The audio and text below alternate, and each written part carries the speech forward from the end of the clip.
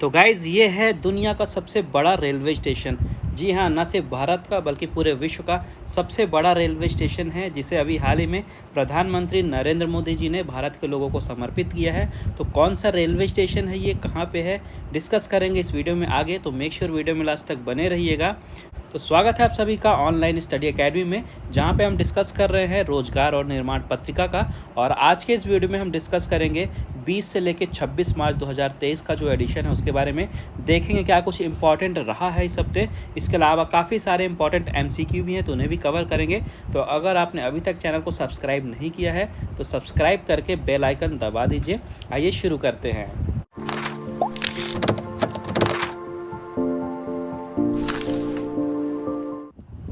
तो शुरुआत करेंगे कुछ करंट अफेयर से, जहाँ पे सबसे पहले एक यहाँ पे नोटिफिकेशन आई गई है। तो बीएसएफ यानी कि सीमा सुरक्षा बल में जो भर्ती होने वाली है, तो केंद्र सरकार ने ये निर्णय लिया है कि जो भी अग्निवीर हैं, जो कि सेना में सेवा देने के बाद अब रिटायर हो चुके हैं, तो उनको इस सीमा सुरक्षा बल का जो भर्ती होगा उसमें 10% तक आरक्षण दिया जाएगा। इसके अलावा जो भी फिजिकल टेस्ट रखे जाएंगे तो उनमें भी इन अग्निवीरों को छूट दी जाएगी। तो इसके बारे में आप चेक कर सकते हैं नोटिफिकेशन। इसके बाद एक यहाँ पे बैंक, जो कि अभी हाल ही में काफ़ी ज़्यादा चर्चा में था, बैंक अमेरिका का था। बैंक का नाम था सिलिकॉन वैली बैंक।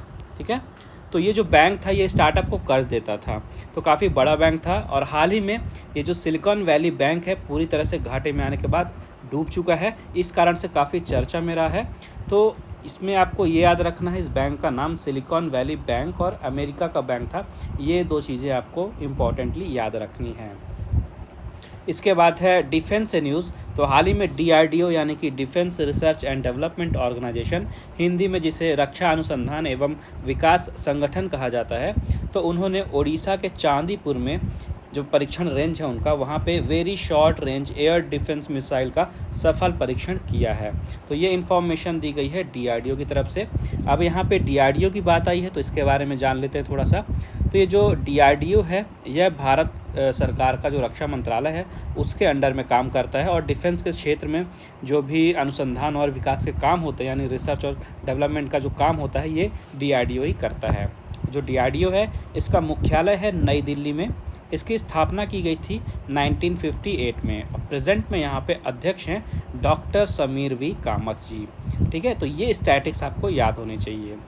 इसके बाद यहाँ पे जापान से न्यूज़ है। तो जापान के जो प्रधानमंत्री हैं फूमियो किशिदा, ये 2 दिवसीय दौरे पे अभी भारत में आए हैं। तो यहाँ से आपको जापान के कुछ स्टैटिक याद रखने हैं, क्योंकि चर्चा में रहेगा ये विषय। तो सबसे पहले तो जो जापान के प्रधानमंत्री हैं इनका नाम आपको याद रखना है। इनका नाम है फूमियो किशिदा। फूमियो किशिदा याद रखिएगा। यहाँ की करेंसी है जापानीज़ येन। ठीक है, जापानीज़ येन। और जापान की राजधानी क्या है, ये है टोक्यो। और जापान से रिलेटेड एक क्वेश्चन काफ़ी ज़्यादा पूछा जाता है, एग्ज़ाम में कई बार पूछा जा चुका है। तो क्वेश्चन ये है कि जापान की संसद का क्या नाम होता है। तो जापान की जो संसद है इसका नाम है डाइट। तो ये आपको एडिशनल फैक्ट याद रखना है। इसके बाद यहाँ पे नेपाल के नए राष्ट्रपति चुने गए हैं, जिनका नाम है रामचंद्र पौडेल। रामचंद्र पौडेल ये नेपाल के नए राष्ट्रपति चुने गए हैं, तो इनका नाम आपको याद रखना है। इसके अलावा अब नेपाल की बात हुई है तो यहाँ से कुछ इंपॉर्टेंट फैक्ट भी आपको याद रखने हैं। सबसे पहले नेपाल की राजधानी याद रखिएगा। नेपाल की राजधानी है काठमांडू। काठमांडू राजधानी है नेपाल की। नेपाल की जो करेंसी है ये है नेपालीज़ रुपी, या नेपालीज़ रुपया भी बोल सकते हैं। नेपालीज़ रुपी यहाँ की करेंसी है। इसके अलावा प्रेसिडेंट बन गए हैं रामचंद्र पौडेल। और जो प्राइम मिनिस्टर हैं इनका नाम भी याद रखेगा। प्राइम मिनिस्टर हैं नेपाल के पुष्पा कमल दाहाल। ठीक है, ये भी कुछ दिनों पहले नए प्रधानमंत्री चुने गए थे नेपाल में, तो इनका नाम भी आपको याद रखना है। इनका नाम है पुष्पा कमल दहल। तो ये इंपॉर्टेंट फैक्ट हैं, ये आपको याद रखने हैं। इसके बाद है रिवर क्रूज़ एमवी गंगा विलास। तो इसके बारे में कुछ ही महीनों पहले मैंने आपको कवर किया था एक वीडियो में। तो इम्पॉर्टेंट क्या है इसमें से, सबसे ज़्यादा तो इसका नाम इम्पॉर्टेंट है। क्यों? क्योंकि ये विश्व का सबसे लंबा रिवर क्रूज़ है। ठीक है, विश्व का सबसे लंबा रिवर क्रूज़ है। इसका नाम सबसे पहले याद रखिएगा, एमवी गंगा विलास। तो 50 दिनों की इसकी यात्रा थी। इसकी शुरुआत हुई थी यात्रा की उत्तर प्रदेश के वाराणसी से। हाल ही में इसने अपनी यात्रा को पूरा किया है, जो कि 3200 किलोमीटर की थी। तो इस दूरी को तय करके ये अपने डेस्टिनेशन में पहुंचा है, जो कि है असम का डिब्रूगढ़। तो उत्तर प्रदेश के वाराणसी से चल के ये असम के डिब्रूगढ़ पहुंचा है 3200 किलोमीटर चल के। तो इसका नाम याद रखना है, याद आपको, और नाम इसलिए इम्पॉर्टेंट है क्योंकि ये विश्व का सबसे लंबा रिवर क्रूज़ है, ये भी याद रखना है। इसके बाद ब्रिटेन से न्यूज़ है। तो हाल ही में इंग्लैंड के डर्बी में 960 लोगों ने एक साथ एक स्वेटर की कढ़ाई और बुनाई की है, जिसके कारण इस इवेंट का जो नाम है, जो लोग हैं उनका नाम गिनीज़ वर्ल्ड रिकॉर्ड में शामिल किया गया है। ठीक है, तो ये एक विश्व रिकॉर्ड है, तो ये आपको याद रखना है। इंग्लैंड के डर्बी में 960 लोगों ने एक स्वेटर की बुनाई और कढ़ाई की है, जिसके कारण इनका नाम गिनीज़ वर्ल्ड रिकॉर्ड में शामिल किया गया है। इसके बाद हैं साइप्रस के नए राष्ट्रपति बने हैं। साइप्रस के नए राष्ट्रपति बने हैं, इनका नाम है निकोस क्रिस्टोडोलाइड्स। ठीक है, निकोस क्रिस्टोडोलाइड्स, ये नए राष्ट्रपति बने हैं साइप्रस के। अब साइप्रस की बात हो रही है तो जाहिर सी बात है यहाँ के भी फैक्ट आपको याद होने चाहिए। तो राष्ट्रपति का नाम आपने सुन लिया, कैपिटल है यहाँ की निकोसिया। क्या है? निकोसिया, ये साइप्रस की कैपिटल है, निकोसिया। राष्ट्रपति बने हैं निकोस क्रिस्टोडोलाइड्स। देखिए इनके नाम में भी निकोस है और कैपिटल में भी निकोसिया है, तो इस तरह से आप रिलेट करके पढ़ेंगे तो आपको याद करने में आसानी रहेगी। इसके बाद बात करते हैं यहाँ की करेंसी क्या है। यहाँ की करेंसी है यूरो। तो जब आप किसी कंट्री के बारे में पढ़ेंगे तो वहाँ की कैपिटल, करेंसी, वहाँ के जो प्रेसिडेंट या प्राइम मिनिस्टर है, ये स्टैटिक आपको याद होने चाहिए। इसके बाद है एक पुरस्कार जो कि है पीजीए पुरस्कार। देखिए जो पीजीए पुरस्कार है इसका पूरा नाम है प्रोड्यूसर्स गिल्ड ऑफ अमेरिका। ठीक है, पीजीए यानी कि प्रोड्यूसर्स गिल्ड ऑफ अमेरिका।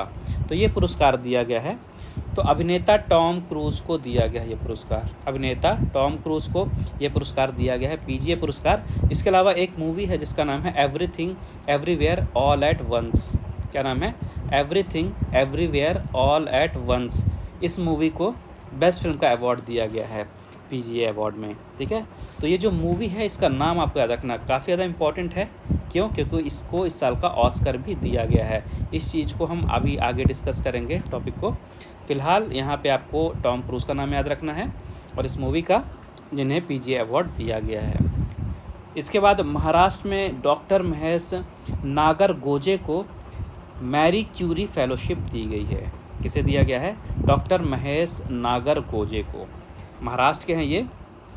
तो ये जो मैरी क्यूरी फेलोशिप है इसके तहत करीब 1,70,00,000 रुपए दिए जाते हैं, और इस फेलोशिप के तहत जो डॉक्टर महेश हैं ये अगले 2 साल तक ब्रेन स्ट्रोक पर रिसर्च करेंगे। तो ब्रेन स्ट्रोक पर रिसर्च करने के लिए इन्हें ये फेलोशिप दी गई है। इसके बाद है मणिक साहा। मणिक साहा आपने सुना होगा, ये त्रिपुरा के मुख्यमंत्री थे। तो एक बार फिर से ये त्रिपुरा के मुख्यमंत्री बन गए हैं, यानी दूसरी बार मुख्यमंत्री बने त्रिपुरा के मणिक साहा। तो देखिए जैसे आप कंट्री के बारे में पढ़ते हैं तो वहाँ पे आपको president, prime minister, currency, capital ये सब याद होना चाहिए। उसी तरह से अगर आप किसी स्टेट के बारे में पढ़ रहे हैं तो वहाँ से भी कुछ स्टैटिक याद होने चाहिए, जैसे कि स्टेट की कैपिटल क्या है, वहाँ के चीफ मिनिस्टर कौन है और गवर्नर या राज्यपाल कौन है। तो त्रिपुरा की बात हो रही है, तो मणिक साहा फिर से मुख्यमंत्री बन गए हैं त्रिपुरा के, और जो गवर्नर हैं इनका नाम याद रखिएगा, ये हैं सत्यदेव नारायण आर्य जी। ठीक है, सत्यदेव नारायण आर्य। तो ये हैं गवर्नर यानी कि राज्यपाल त्रिपुरा के, मुख्यमंत्री बन गए हैं मणिक साहा जी। और जो त्रिपुरा है, त्रिपुरा की राजधानी क्या है ये आपको पता होना चाहिए। त्रिपुरा की राजधानी है अगरतला। राजधानी है अगरतला। अब आप लोगों के लिए एक होमवर्क है, आप लोगों को कमेंट बॉक्स में ये बताना है कि त्रिपुरा में भाषा कौन सी बोली जाती है। ठीक है, त्रिपुरा में कौन कौन सी भाषा बोली जाती है, ये चीज़ आपको कमेंट बॉक्स में आंसर करनी है। इसके बाद यहाँ पे एक और अवार्ड है जो कि है under water photographer of the year 2023 का अवार्ड। तो अमेरिकी फ़ोटोग्राफ़र हैं कैट झोऊ। कैट झो, इन्होंने ब्राज़ील से बहने वाली अमेज़न नदी में एक डॉल्फिन की तस्वीर खींची थी, जिस तस्वीर को आप यहाँ पे पिक्चर में देख रहे हैं अपने स्क्रीन पे। तो इसी पिक्चर के लिए इन्हें under water photographer of the year 2023 का अवार्ड दिया गया है। तो क्या याद रखना आपको, सबसे पहले तो पुरस्कार का नाम under water photographer of the year award है, दिया किसे गया है, कैट झो को। और कैट झो है कहाँ के, ये अमेरिका के हैं। तो ये चीज़ें आपको याद रखनी है यहाँ से। फिर है यहाँ पे हेकानी जाखलू। हेकानी जाखलू तो नागालैंड की पहली महिला विधायक बनी है। ये नागालैंड की हिस्ट्री में पहली बार हुआ है कि कोई महिला यहाँ पे विधायक बनी है। तो इनका नाम अपने आप में काफ़ी ज़्यादा इम्पोर्टेंस रखता है। नाम इनका आपको ज़रूर याद होना चाहिए, हेकानी जाखलू, जो कि नागालैंड की पहली महिला विधायक बनी हैं। इन्होंने नागालैंड में दीमापुर 3, ठीक है, ये जगह याद रखिएगा, नागालैंड में दीमापुर 3 की सीट पे जीत हासिल की है और नागालैंड की पहली महिला विधायक बन गई हैं। इसके बाद हैं किलियन एम्बाप्पे, जो कि फ्रांस के काफ़ी दिग्गज फुटबॉलर हैं। तो ये पहले खेलते थे पीएसजी के लिए, यानी पेरिस सेंट जर्मन के लिए, क्लब लेवल पे बात करते हैं। तो पीएसजी के साथ इनका कॉन्ट्रैक्ट ख़त्म हो गया है। 2025 तक जो पीएसजी है ये अपने कॉन्ट्रैक्ट को रिन्यू करना चाहती है, लेकिन किलियन एम्बाप्पे जो हैं ये दूसरे क्लब के साथ जुड़ना चाहते हैं। तो इसलिए उन्होंने अपने कॉन्ट्रैक्ट को वापस से रिन्यू करने से मना कर दिया है। किस क्लब के लिए खेलेंगे ये, कौन इन्हें वापस से कॉन्ट्रैक्ट देती है, ये जैसे ही डिसाइड होगा नेक्स्ट एडिशंस में हम कवर करेंगे। तो फ़िलहाल यहाँ से अगर क्वेश्चन बनता है अभी के लिए कि किलियन एम्बाप्पे किस क्लब के लिए खेलते हैं, तो अभी के लिए आंसर होगा पीएसजी। फिर देखते हैं कुछ स्मृति शेष। तो यहाँ पे अमेरिका के महान संगीतकार हैं वेन शॉर्टर। वेन शॉर्टर काफ़ी जाने माने संगीतकार थे और हाल ही में 89 ईयर्स की आयु में इनका निधन हो गया है। फिर यहाँ पे शेयर बाज़ार के विश्लेषक हैं अश्वनी गुजराल जी। हाल ही में 52 वर्ष की आयु में इनका भी निधन हो गया है। शेयर बाज़ार से रिलेटेड काफ़ी जाने माने विश्लेषक थे ये अश्वनी गुजराल जी। तो 52 वर्ष की आयु में अभी हाल ही में इनका भी निधन हो गया है। इसके बाद मध्य प्रदेश से रिलेटेड यहाँ पे काफ़ी इम्पॉर्टेंट एक अवार्ड है, जो कि स्वर्गीय पुष्पेंद्र पाल सिंह जी के नाम पे दिया जाएगा। और जो पुरस्कार है ये पत्रकारिता क्षेत्र में दिया जाएगा, ठीक है, याद रखिएगा। पत्रकारिता क्षेत्र में मध्य प्रदेश में एक पुरस्कार दिया जाएगा, जो कि होगा स्वर्गीय पुष्पेंद्र पाल सिंह जी के नाम पे। तो यहाँ से आपको ये पुरस्कार का नाम याद रखना है और किस क्षेत्र में दिया जाएगा ये भी आपको याद रखना है। इसके बाद बात करते हैं ऑस्कर्स की। तो देखिए इस बार का ऑस्कर काफ़ी ज़्यादा इम्पोर्टेंट है। क्यों? क्योंकि पहली बार हुआ है कि भारत को ऑस्कर अवार्ड मिला है किसी कैटेगरी में। तो डिस्कस करते हैं थोड़ा। यहाँ पे देखिए भारत को यहाँ पे 2 ऑस्कर दिए गए हैं। सबसे पहले तो आप सभी को पता ही होगा आरआरआर मूवी का जो नाटू नाटू सॉन्ग था, आरआरआर मूवी का नाटू नाटू सॉन्ग जो था, जिसे कुछ ही दिनों पहले गोल्डन ग्लोब अवार्ड भी दिया गया था। तो गोल्डन ग्लोब्स अवार्ड जीतने के बाद नाटू नाटू ने यहाँ पे ऑस्कर भी जीता है और एक तरह से इतिहास बना है। भारत को पहली बार ऑस्कर दिया गया है। तो आरआरआर मूवी के नाटू नाटू गाने ने बेस्ट ओरिजिनल सॉन्ग कैटेगरी में ये अवार्ड जीता है। इसके बाद दूसरा जो ऑस्कर अवार्ड मिला भारत को, ये डॉक्यूमेंट्री फीचर फिल्म के लिए दिया गया है, जिसमें द एलिफेंट विस्पर्स, याद रखिएगा, द एलिफेंट विस्पर्स। तो इसको ये शॉर्ट डॉक्यूमेंट्री कैटेगरी में ऑस्कर दिया गया है। तो आरआरआर का गाना नाटू नाटू और short documentary the elephant whispers, ये 2 अवार्ड दिए गए हैं भारत को इस बार ऑस्कर में।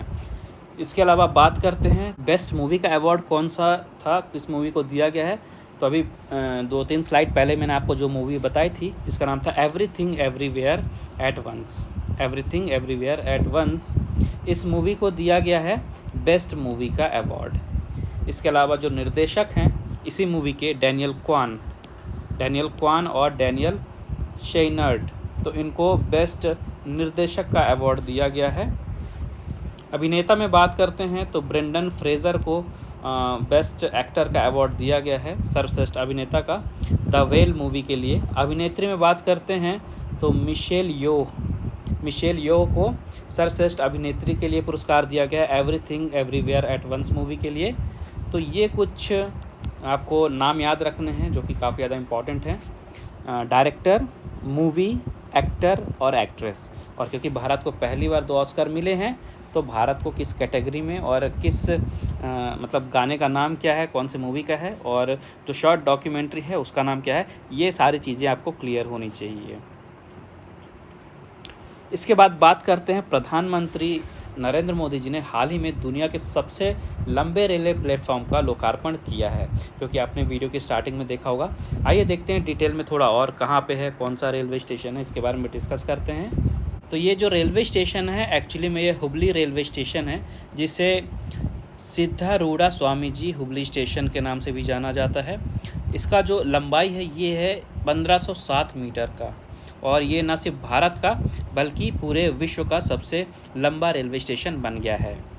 तो आप यहाँ पे मैप में देख सकते हैं, अगर आप सर्च करेंगे तो वहाँ पे भी आपको दिख जाएगा। ये देखिए, ये जो स्टेशन दिख रहा है ये है हुबली रेलवे स्टेशन। तो इसकी लंबाई है 1507 मीटर की, और ये भारत के साथ ही साथ पूरे विश्व का सबसे लंबा प्लेटफॉर्म और सबसे लंबा रेलवे स्टेशन बन गया है। आप इसे इमेज में खुद से सर्च कर सकते हैं, गूगल मैप में आप हुबली रेलवे स्टेशन सर्च करेंगे तो आपके सामने ये आ जाएगा, आप वहाँ पे इसे देख सकते हैं। तो इस रेलवे स्टेशन के अलावा यहाँ पे नरेंद्र मोदी जी ने धारवाड़ बहुग्राम जलापूर्ति योजना की भी आधारशिला रखी है, और इसके अलावा IIT धारवाड़ को भी भारत को समर्पित किया है। तो एक नई IIT और यहाँ पे एक योजना जिसकी आधारशिला रखी गई है, और विश्व का सबसे लंबा रेलवे स्टेशन, ये चीज़ें आपको यहाँ से याद रखनी है। सबसे इम्पोर्टेंट तो ये रेलवे स्टेशन है, इसका नाम याद रखेगा, हुबली रेलवे स्टेशन या फिर सिद्धारूढ़ा स्वामी जी हुबली स्टेशन। इसके बाद है एक महत्वपूर्ण दिवस जो कि है विश्व जल दिवस, यानी कि वर्ल्ड वाटर डे, जो कि हर साल मनाया जाता है 22 मार्च को। और डेट तो आपको याद रखनी ही है 22 मार्च। इसके अलावा थीम आपको याद रखनी है, हर साल एक अलग विषय चुना जाता है इन इवेंट्स के लिए। इस साल का जो विषय यानी कि थीम है ये है accelerating the change to solve the water and sanitation crisis. Date याद रखिएगा 22 मार्च, और थीम फिर से सुन लीजिए, accelerating the change to solve the water and sanitation crisis. तो ये आपको याद रखना है। तो विश्व जल दिवस मनाया क्यों जाता है? तो देखिए, जल हमारे लिए कितना ज़्यादा महत्वपूर्ण है ये बताने की ज़रूरत नहीं है। इसके अलावा किस तरह से हम जल का वेस्टेज कर रहे हैं, इन सब चीज़ों को रोकने के लिए किस तरह से जल का संरक्षण करना चाहिए, हमें अपने भविष्य में आने वाली पीढ़ियों के लिए जल को संरक्षित करके रखना चाहिए, इन सब चीज़ों के बारे में लोगों को जागरूक करने के लिए इस दिन की शुरुआत की गई थी। तो ब्राज़ील के रियो डी जेनेरियो में संयुक्त राष्ट्र सम्मेलन हुआ था 1992 में, जहां पे विश्व जल दिवस मनाने की पहल की गई थी। इसके बाद संयुक्त राष्ट्र के द्वारा इस प्रस्ताव को स्वीकार किया गया था, और 1993 में पहली बार 22 मार्च को विश्व जल दिवस मनाया गया था। तो कई बार क्वेश्चन ये भी पूछ सकता है कि सबसे पहली बार जल दिवस कब मनाया गया था? तो सबसे पहली बार कब मनाया गया था? 1993 में, और हर साल मनाया जाता है 22 मार्च को। और इस साल की थीम है accelerating the change to solve the water and sanitation crisis. तो ये चीज़ें आपको याद रखनी हैं। चलिए आगे बढ़ते हैं, मूव करते हैं कुछ MCQ की तरफ, जहाँ पे सबसे पहला सेक्शन है हमारा सामान्य ज्ञान खेल का। तो यहाँ पे हमारा पहला क्वेश्चन है, जैसे देखिए पहला क्वेश्चन पूछ रहा है कि वर्ष 2023 में किस महिला खिलाड़ी ने मलेशिया ओपन खिताब जीता है? तो इसका राइट आंसर है अकाने यामागुची। फिर वर्ष 2022 में किस रेसर ने British Grand Prix formula 1 race जीती थी? तो इसका राइट आंसर हो जाएगा कार्लोस सेंज। इसका नेक्स्ट है, टेस्ट क्रिकेट में न्यूजीलैंड के लिए सबसे ज़्यादा रन बनाने वाले बल्लेबाज कौन हैं? तो ये बल्लेबाज हैं केन विलियमसन। फिर है, उसेन बोल्ट किस खेल के महान खिलाड़ी रह चुके हैं? तो आप सभी को पता है उसेन बोल्ट रिलेटेड हैं एथलेटिक्स से। फिर इनमें से किस खेल में एक टीम में महिला और पुरुष दोनों खिलाड़ी होते हैं? इंपॉर्टेंट क्वेश्चन है, काफ़ी यूनिक क्वेश्चन भी है। तो देखिए कार्फ बॉल, ये एक ऐसा खेल है जहाँ पे एक ही टीम में महिला और पुरुष दोनों खिलाड़ी होते हैं। नेक्स्ट क्वेश्चन है, इनमें से किस भारतीय निशानेबाज ने लंदन ओलंपिक 2012 में कांस्य पदक जीता है? इसका राइट आंसर है गगन नारंग। फिर है, क्रिकेट के तीनों फॉर्मेट में 100 या इससे अधिक विकेट लेने वाले पहले गेंदबाज कौन हैं? तो ये गेंदबाज हैं टिम साउदी। किस देश के लिए खेलते हैं? ये खेलते हैं न्यूजीलैंड के लिए। फिर है, फार्मूला 1 चैंपियनशिप के एक सत्र में सबसे ज़्यादा रेस जीतने वाले रेसर कौन हैं? तो ये रेसर हैं मैक्स वर्स्टैपेन। आगे बढ़ते हैं। वर्ष 2022 में वर्ल्ड बैडमिंटन चैंपियनशिप में महिला एकल चैंपियन कौन बनी है? तो चैंपियन बनी है अकाने यामागुची। फिर है सौरभ चौधरी, ये किस खेल में भारत का प्रतिनिधित्व करते हैं, ये बताना है। तो ये प्रतिनिधित्व करते हैं निशानेबाजी में। फिर है वर्ष 2022 में सिनसिनाटी ओपन में महिला एकल वर्ग की चैंपियन कौन बनी है? तो चैंपियन बनी है कैरोलिना गार्सिया। फिर है सूर्य कुमार यादव ने किस देश के खिलाफ अंतर्राष्ट्रीय क्रिकेट में पदार्पण किया है? तो इसका राइट आंसर हो जाएगा इंग्लैंड। फिर है वर्ष 2022 में किस क्लब ने यूएफा चैंपियंस लीग का खिताब जीता था? तो ये मैंने ऑलरेडी वीडियो में कवर किया था। 2022 में यूएफा चैंपियंस लीग जीता है रियल मैड्रिड ने। फिर है बैडमिंटन खिलाड़ी लिन डेन, याद रखिएगा लिन डेन जो है ये बैडमिंटन के खिलाड़ी हैं। तो इन्होंने कितनी बार ओलंपिक खेलों में स्वर्ण पदक जीता है, आपको ये बताना है। तो इन्होंने टोटल 2 बार स्वर्ण पदक जीता है ओलंपिक खेलों में। अगला क्वेश्चन है क्रिस्टियानो रोनाल्डो, इन्होंने कितनी बार बैलोन d'Or का पुरस्कार जीता है? तो इन्होंने टोटल 5 बार बैलोन d'Or का पुरस्कार जीता है। फिर अब भारत में इनमें से किस खिलाड़ी की कप्तानी में अंडर-19 वर्ल्ड कप नहीं जीता है? तो भारत ने जो 4 ऑप्शन दिए हैं इनमें से ईशान किशन की कप्तानी में अंडर-19 वर्ल्ड कप नहीं जीता है। फिर अब वर्ष 2006 में किस शहर में एशियाई खेल आयोजित किए गए थे? तो 2006 में जो एशियाई खेल थे ये आयोजित किए गए थे दोहा में। फिर अब वर्ष 2023 में वर्ल्ड फिगर स्केटिंग चैंपियनशिप किस देश में आयोजित की जाएगी? तो ये टूर्नामेंट ऑर्गेनाइज कराया जाएगा जापान में। नेक्स्ट क्वेश्चन है इटली ने किस वर्ष फीफा फुटबॉल वर्ल्ड कप नहीं जीता है? ध्यान से पढ़िएगा, नहीं जीता ये पूछ रहा है। तो इटली ने वर्ष 1930 में फुटबॉल वर्ल्ड कप नहीं जीता है। फिर है मारिन सिलिक, ये टेनिस में किस देश का प्रतिनिधित्व करते हैं? तो ये प्रतिनिधित्व करते हैं क्रोएशिया का। फिर है भारत में खेला जाने वाला टूर्नामेंट डूरंड कप, ये किस खेल से संबंधित है? पहले भी कई बार ये क्वेश्चन पूछा जा चुका है। तो डूरंड कप जो है ये संबंधित है फुटबॉल से। फिर इनमें से किस खेल के परिसर को वेलोड्रम कहा जाता है? तो देखिए यहाँ पे मुक्केबाजी है, साइकिलिंग है, आइस स्केटिंग है और डी में है इनमें से कोई नहीं। तो जो आपका राइट आंसर है ये है साइकिलिंग। साइकिलिंग का जो परिसर है इसको वेलोड्रम कहा जाता है। फिर ये टोक्यो ओलंपिक 2020 में किस देश ने हैंडबॉल खेल में दोनों स्वर्ण पदक जीते हैं? तो इसका राइट आंसर हो जाएगा फ्रांस। फिर है मनीष कौशिक, ये किस खेल में भारत का प्रतिनिधित्व करते हैं? तो ये प्रतिनिधित्व करते हैं मुक्केबाजी में। फिर है वर्ष 2021 में किस खिलाड़ी ने ATP फाइनल्स का खिताब जीता था? 2021 की बात हो रही है। तो 2021 में अलेक्जेंडर ज्वेरेव ने ATP फाइनल्स का खिताब जीता था।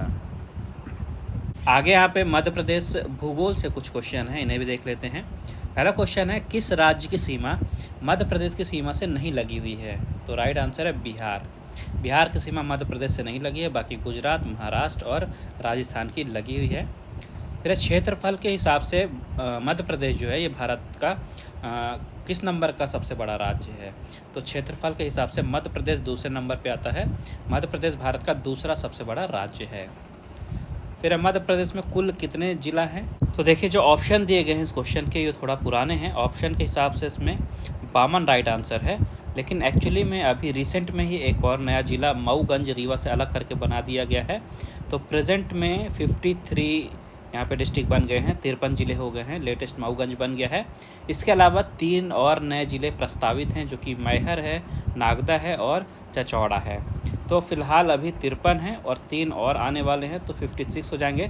बट अगर अभी करंट में क्वेश्चन पूछता है तो अगर इस ऑप्शन की तरह वहाँ पे ऑप्शन दिए गए हैं तो 52 आपका राइट आंसर होगा। ऑप्शन में अगर 53 है तो आपका राइट आंसर 53 दिया होगा। तो ऑप्शन के अकॉर्डिंग आपको टिक करना है। इसके बाद है मध्य प्रदेश की सीमा कितने राज्यों की सीमा से लगी हुई है? तो मध्य प्रदेश की सीमा लगी हुई है 5 राज्यों से। फिर है सांची शहर जो है ये किस नदी के तट पर बसा हुआ है? तो ये सांची शहर है बेतवा नदी के तट पे।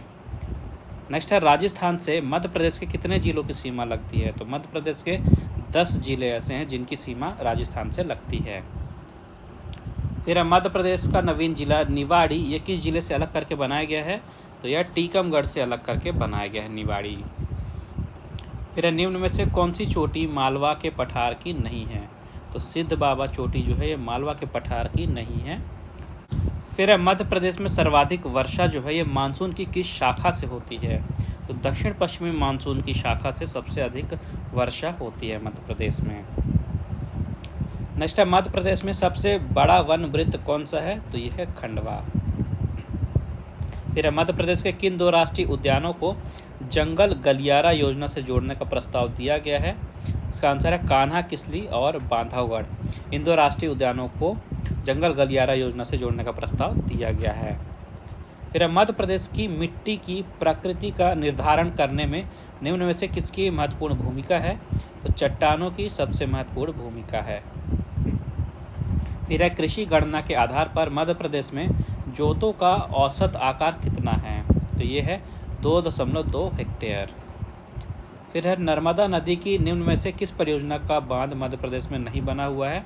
सरदार सरोवर परियोजना ये जो है ये मध्य प्रदेश में नहीं बना हुआ है। फिर है रत्न परिष्कृत केंद्र, ये मध्य प्रदेश के किस जिले में है? तो यह है जबलपुर में।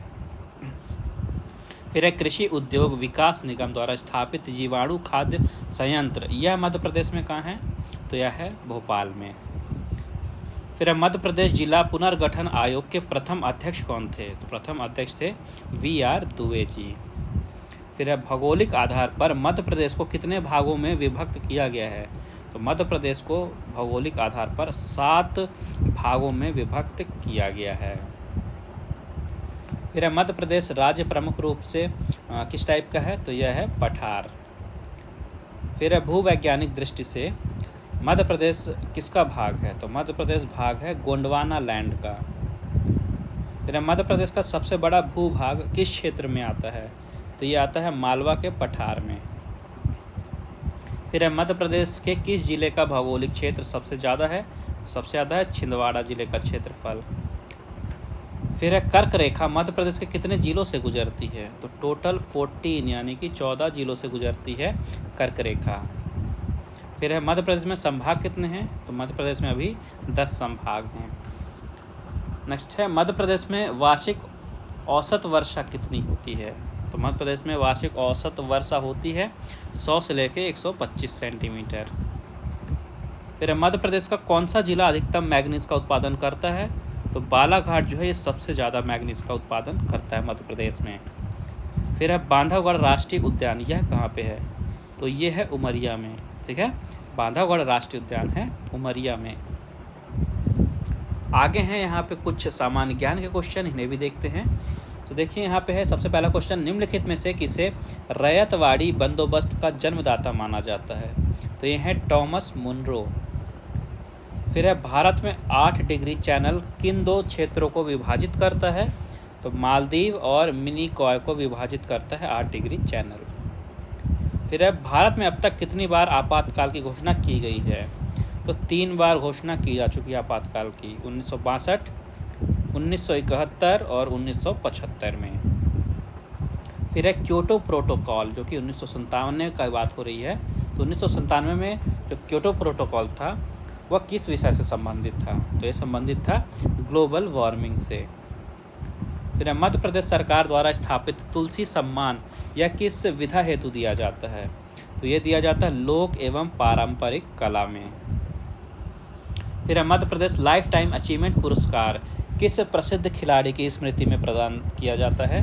तो कैप्टन रूप सिंह, इनके नाम पे दिया जाता है Madhya Pradesh life time achievement पुरस्कार।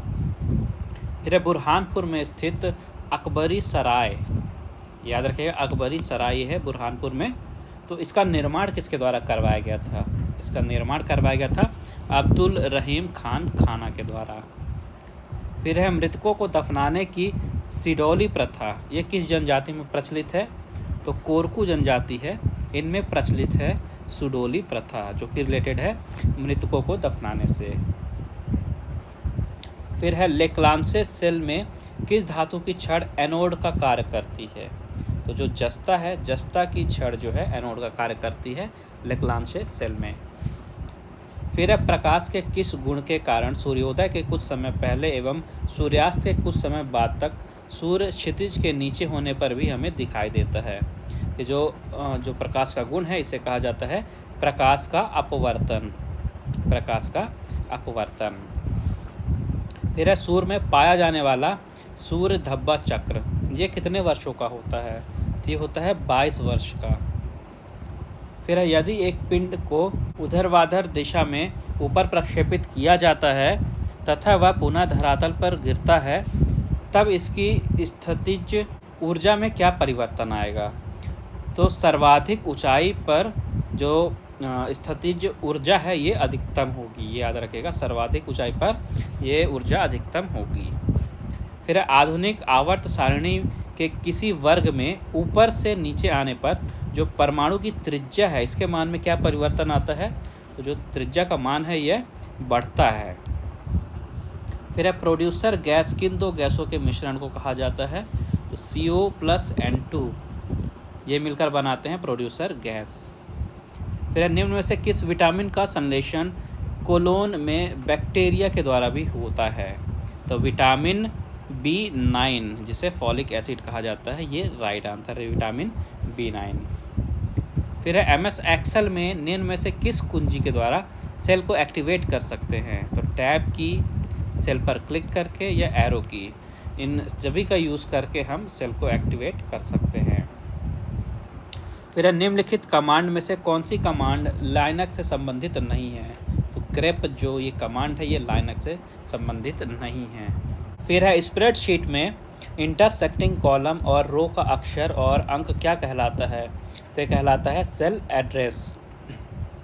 फिर है माइक्रोसॉफ्ट वर्ड में यूज़र के द्वारा सेलेक्ट किए गए टेक्स्ट को सेंटर अलाइन करने के लिए शॉर्टकट बटन कौन सा है? तो शॉर्टकट है Ctrl+E। फिर है MS वर्ड में बड़े अक्षरों को छोटा और छोटे अक्षरों को बड़ा करने के लिए किस विकल्प का प्रयोग किया जाता है? तो ये है टॉगल केस। फिर है मॉनिटर और हार्ड डिस्क ड्राइव जैसे पावर हंग्री कंपोनेंट को आइडियल रखने पर कंप्यूटर किस मोड पर चला जाता है? तो कंप्यूटर जाता है स्टैंड बाय मोड पर। फिर निम्नलिखित में से कौन सा तत्व अधिकार अंतरण में शामिल नहीं है? तो यह है आदेश।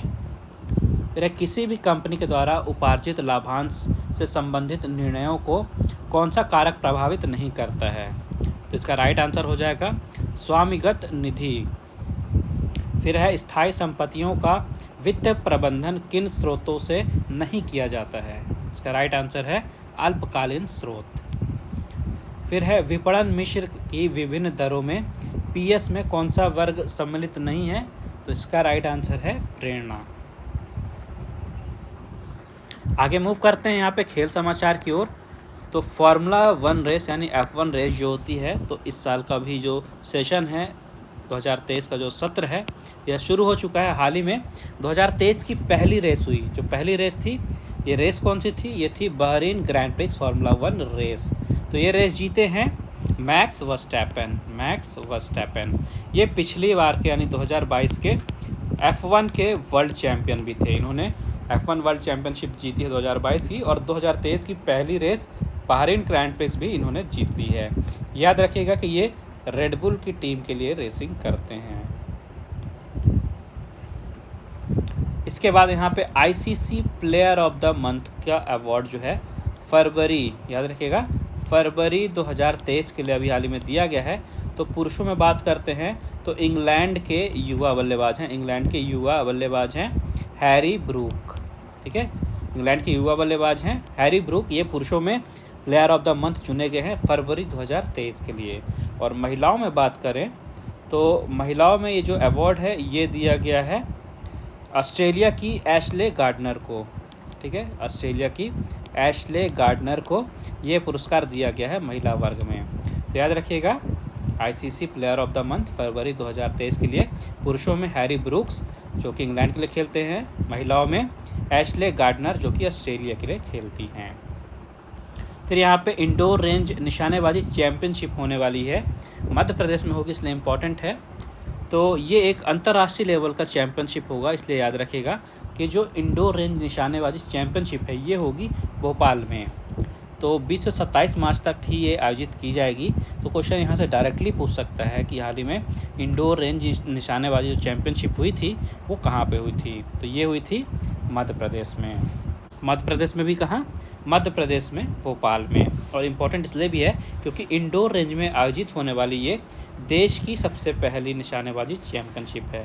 फिर भारत की पहली निशानेबाजी चैम्पियनशिप होगी इंडोर रेंज में आयोजित होने वाली, जो कि भोपाल में होगी। इस कारण से आपको याद रखना है। फिर है यहाँ पे एक टूर्नामेंट जिसका नाम है जर्मन ओपन। ये एक बैडमिंटन का टूर्नामेंट है। तो जापान की महिला खिलाड़ी अकाने यामागुची, इन्होंने जीता है इस साल का जर्मन ओपन का खिताब। महिला एकल की बात हो रही है यहाँ पे, महिला एकल वर्ग में चैंपियन बनी है अकाने यामागुची। फिर यहाँ पे ऑस्ट्रेलियाई क्रिकेटर शॉन मार्श हैं। तो शॉन मार्श ने अभी हाल ही में टेस्ट प्रथम श्रेणी मैच और वनडे, याद रखिएगा, टेस्ट प्रथम श्रेणी और वनडे, इनसे संन्यास की घोषणा की है। अब ये सिर्फ T20 क्रिकेट खेलेंगे। तो शॉन मार्श इनका नाम आपको याद रखना है, और ऑस्ट्रेलिया के लिए क्रिकेट खेलते हैं, ये याद रखना है। तो आज के अंक में बस इतना ही। आई होप आपको वीडियो इंटरेस्टिंग लगी होगी और यूज़फुल भी लगी होगी। अगर आपको वीडियो पसंद आई है तो प्लीज़ वीडियो को लाइक ज़रूर करिएगा, ज़्यादा से ज़्यादा शेयर कीजिए अपने दोस्तों के साथ, और अगर आपने अभी तक चैनल को सब्सक्राइब नहीं किया है तो सब्सक्राइब करके बेल आइकन दबा दीजिए, ताकि जैसे ही अगला प्रकाशित हो उसकी वीडियो आए तो सबसे पहले आपको नोटिफिकेशन मिल जाए। इसके अलावा आप ऑनलाइन स्टडी अकेडमी को टेलीग्राम पे भी ज्वाइन कर सकते हैं, जहाँ पे आपको इस पत्रिका की PDF मिल जाएगी। जो भी दूसरे इंपॉर्टेंट न्यूज़पेपर हैं, मैगजीन्स हैं, एडिटोरियल्स हैं, उनका भी PDF मिल जाएगा। डेली करंट अफेयर है, वोकैब है, GK है, जो भी जॉब्स हैं उनसे रिलेटेड नोटिफिकेशन है, जॉब अलर्ट है, सब कुछ एक प्लेस पे ही अवेलेबल है आपकी तैयारियों के लिए। तो मेक श्योर उसे भी ज़रूर ज्वाइन करिएगा। टेलीग्राम की जो लिंक है आपको इस वीडियो की डिस्क्रिप्शन में मिल जाएगी, आप वहाँ से ज्वाइन कर सकते हैं। बाकी मिलते हैं अगले अंक प्रकाशन के नेक्स्ट वीडियो में। तब तक के लिए take care and thank you guys.